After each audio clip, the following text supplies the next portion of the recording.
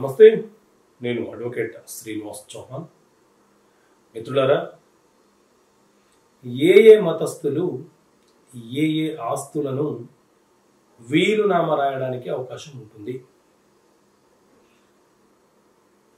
మతాలను బట్టి ఏ ఆస్తుల మీద వీలునామా రాయాలి, ఏ ఆస్తుల మీద వీలునామా రాయకూడదు అనేది చట్టం చెప్తుందా అనే అంశం గురించి తెలుసుకునే ప్రయత్నం చేద్దాం.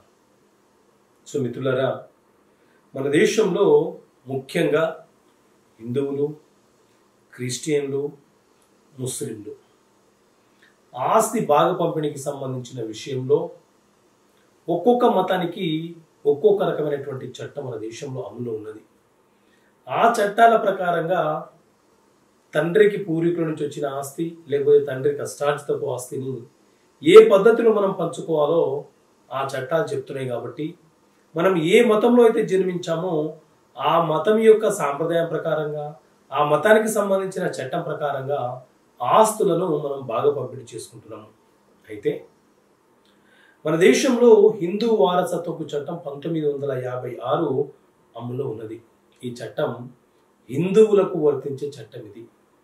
ఈ హిందూ వారసత్వపు చట్టం ప్రకారంగా హిందువులు తమ కష్టార్జితమైనటువంటి ఆస్తిని, మహిళ అయినా పురుషుడైనా, వారు కష్టార్జితంతో సంపాదించిన ఆస్తి వారి పేరు మీద ఉంటే వారు ఎవరికైనా వీలునామా రాయవచ్చు.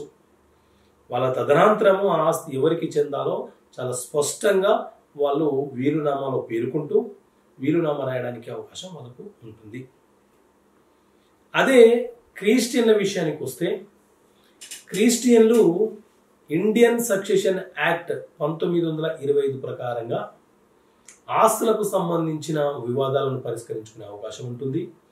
కాబట్టి ఈ చట్టం ప్రకారంగా క్రిస్టియన్లు పిత్రార్జితమైనటువంటి ఆస్తి అంటే పూర్వీకుల నుంచి వచ్చిన ఆస్తి, అలాగే సొంత ఆస్తులు ఏవైనా వాళ్ళు సంపాదించిన వాళ్ళ వద్ద ఉంటే ఆ రెండింటిని వాళ్ళు వీలునామా రాయవచ్చు. అదే హిందువులు పూర్వీకుల ఆస్తి వీలునామా రాయడానికి అవకాశం లేదు, కేవలం కష్టార్జితం మాత్రమే రాయాలి.